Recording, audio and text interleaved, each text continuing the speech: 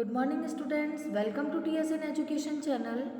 This is the first video of class 8 history chapter 4 tribals, Dikus and the vision of a golden age. आदिवासी दिकू और एक स्वर्ण युग की कल्पना. In 1895, a man named Birsa was seen roaming the forest and villages of Chota Nagpur in Jharkhand.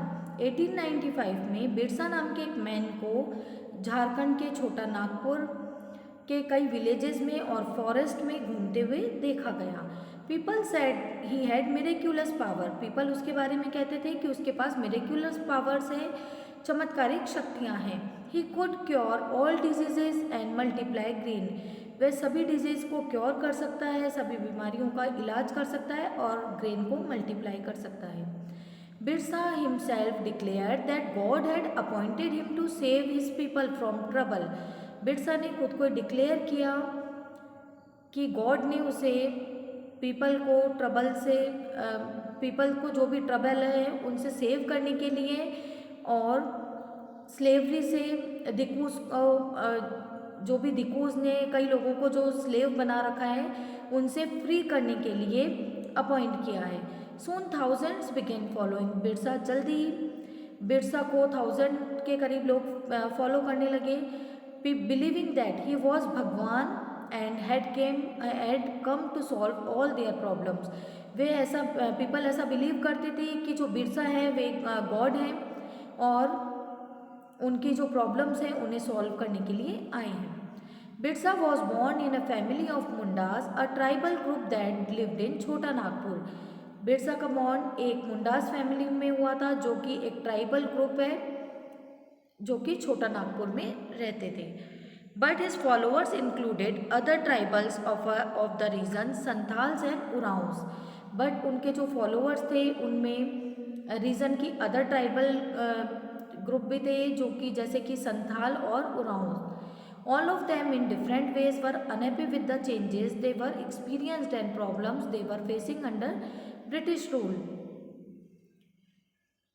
वहाँ के जो people थे वे British rule में उन्होंने जो भी प्रॉब्लम्स फेस किए हैं डिफरेंट वेज में उन्हें एक्सपीरियंस से वे काफ़ी अनहैप्पी थे और वहाँ पर जो चेंजेस हो रहे थे उनसे वे अनहैप्पी थे. Their families ways of life seem to be appearing.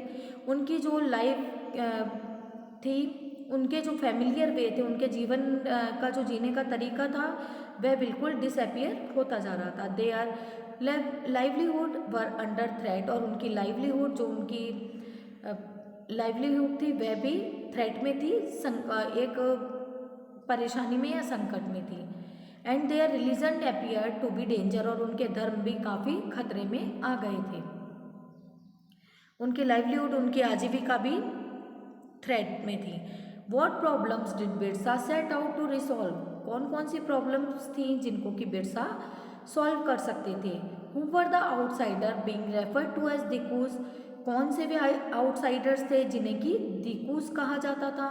And how did they enslave the people of the region. और उन्होंने जो भी रीजन के पीपल थे उन्हें किस तरह से स्लेव बना लिया था, अपना दास बना लिया था.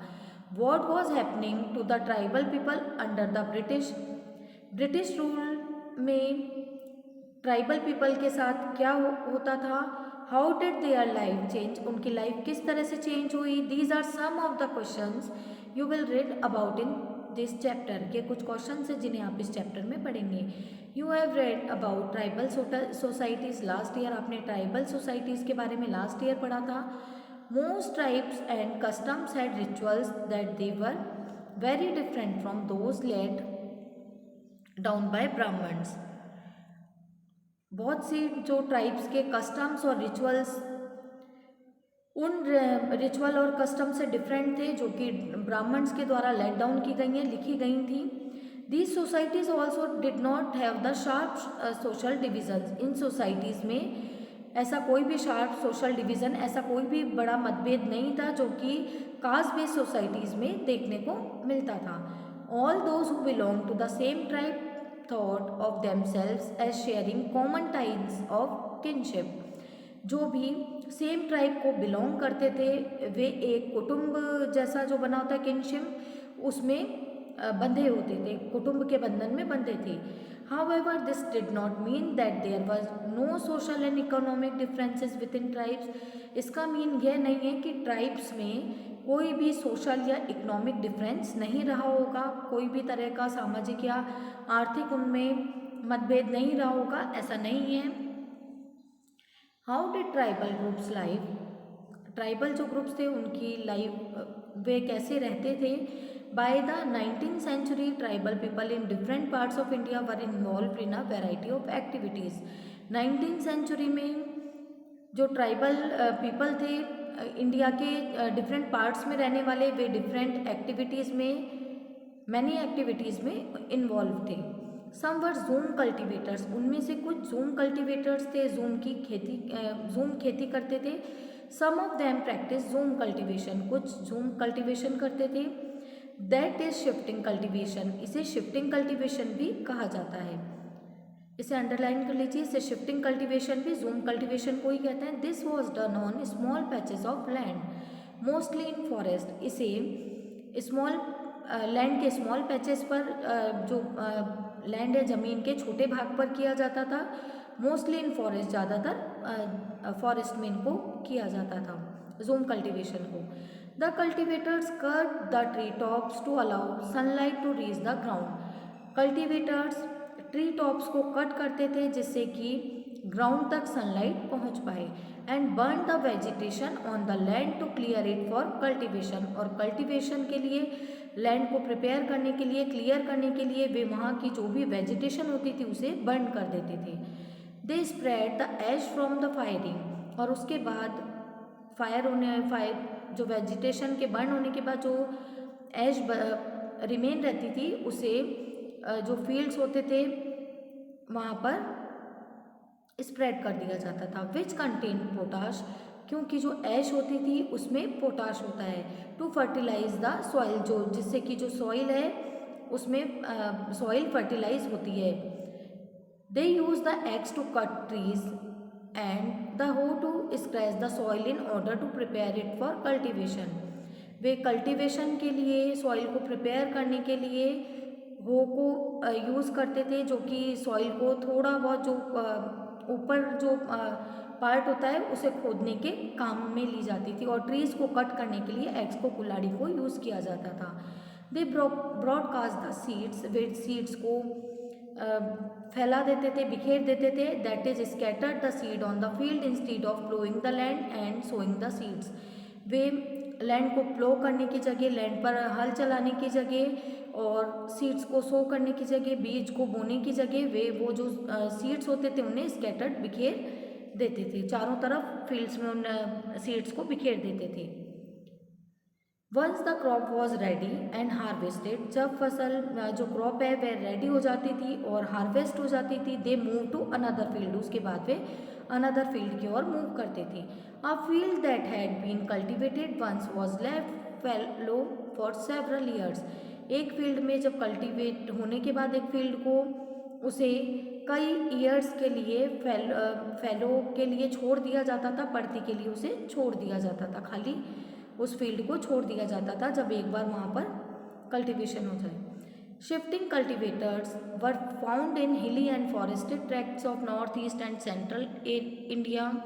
शिफ्टिंग कल्टिवेटर्स नॉर्थ ईस्ट और सेंट्रल इंडिया के हिली और फॉरेस्टेड जो ट्रैक्ट्स होते हैं, पट्टी जैसी जो जगह होती हैं वहाँ रहते थे।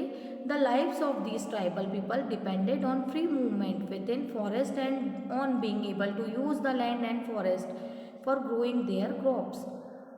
ट्राइबल पीपल फॉरेस्ट के जो भी मूवमेंट है उनके लिए बिल्कुल फ्री, फॉरेस्ट में किसी भी मूवमेंट के लिए फ्री रहते थे, और लैंड और फॉरेस्ट के जो भी लैंड और फॉरेस्ट पर अपनी क्रॉप्स को ग्रो करते थे। That is the only way they could practice shifting cultivation, एक ही एक वे था जिससे कि वे शिफ्टिंग कल्टिवेशन की प्रैक्टिस करते थे। सम वर हंटर्स एंड गैदरर्स, उनमें से कुछ हंटर और गैदरर्स थे। शिकारी और संग्राहक थे। In many reasons tribal groups lived bye hunting animals and gathering forest produce. Many reasons में ट्राइबल ग्रुप्स एनिमल्स जो हैं उनको हंट करते हैं और फॉरेस्ट से प्रोड्यूस होने वाली जो भी थिंग्स हैं उनको गैदर करते हैं, उन्हें इकट्ठा करते हैं। This of forest as essential for survival. उनके सर्वाइव करने के लिए फॉरेस्ट बहुत ही ज़रूरी है। The Khonds were such a community living in the forest of Orissa. Khond एक ऐसी कम्युनिटी है जो कि उड़ीसा के फॉरेस्ट में रहती है। They regularly went out on collective hunts and then divided the meat amongst themselves. वे जो भी हंट करते हैं, जो भी शिकार करते हैं, उसे कलेक्ट करते हैं और वहाँ उसके बाद वहाँ के जो लोग हैं उनमें जो डिवाइड कर दिया जाता है। जो भी कलेक्ट करते हैं उसे डिवाइड कर देते हैं। They ate fruits and roots collected from the forest and cooked food with the oil they extracted from the seeds of the sal and mahua. और उसके बाद उसके साथ ही वे लोग फ्रूट्स खाते हैं, रूट्स को कलेक्ट करते हैं और and the forest and cooked food with the oil.